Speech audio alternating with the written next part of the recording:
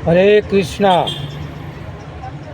ये भागवत गीता में कुल 700 श्लोक है और पहला अध्याय के अंदर 46 श्लोक है, जिसमें मैं आपको 15वां श्लोक आपको सुनाता हूँ, तो ध्यानपूर्वक के सुनिए।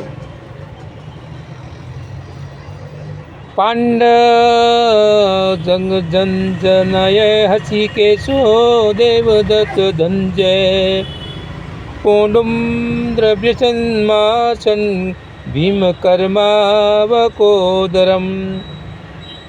पांडवों ने हसिकेश भगवान श्री पांडुसेन नामक हसिकेश इस हसिकेश कृष्ण जो भक्तों की इंद्रियों को निर्देश करते हैं, देवरत्तम यानी देवदत्त नामक संघ, धनम धनंजय अर्जुन धन को जीतने वाला, पौड्रम यानी पौड्र नामक संघ, दम्भो बजाया महाशुद्ध भीषण संघ भीम कर्मा और अति माननीय कर्म करने वाले प्रक उदर अति भोज भीम। भगवान श्री कृष्ण ने अपने पांचजन्य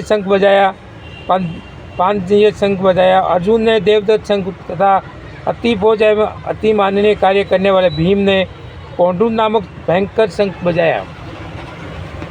इसका तात्पर्य ये हुआ कि इस श्लोक में कृष्ण को हसिकेश कहा गया, क्योंकि वे ही समस्त इंद्रियों के स्वामी हैं। सारे जीव उनके विनाश है, अतः जीवों की इंद्रियों भी उन्हीं की इंद्रियों के अंश हैं। चूँकि निर्वेशनवादी जीवों की इंद्रियों का कारण बताने वाले मैं असमर्थ,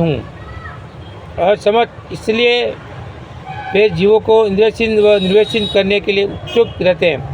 भगवान समस्त जीवों के हृदयों को स्थित होकर उनकी इंद्रियों का निरीक्षण करते हैं, किंतु वे इस तरह के निरीक्षण करते हैं कि जीव उनकी शरण ग्रहण कर ले और विशुद्ध भक्त की इंद्रियों का वे प्रदर्शन करते हैं। यहाँ कुरुक्षेत्र के अंदर युद्ध भूमि में भगवान कृष्ण अर्जुन की दिव्य इंद्रियों का निरीक्षण करते हुए, इसलिए उन्हें हसिकेश कहा गया है।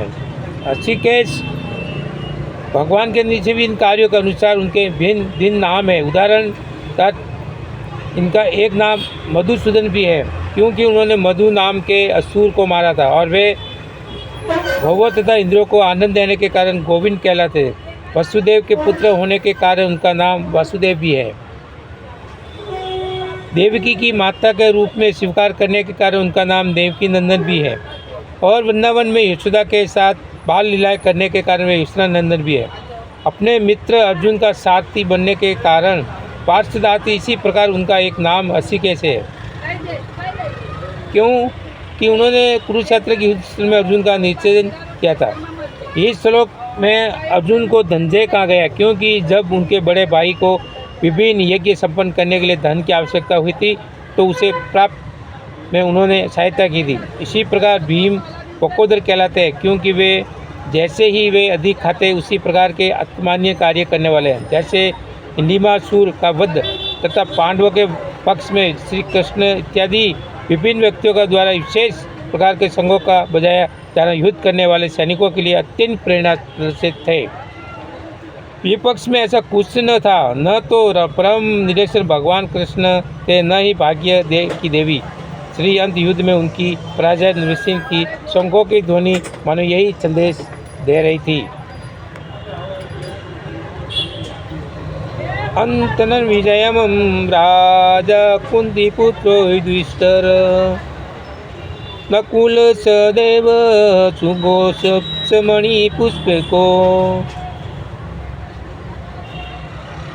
काश्यपदम परमेश्वर समासी खंडी वसमारतन हृष्टवर विराट संचत्यन विपराजित द्रुपद द्रौपदी शासन सर्व प्रतिपते सौभद्र महाबहुच प्रतक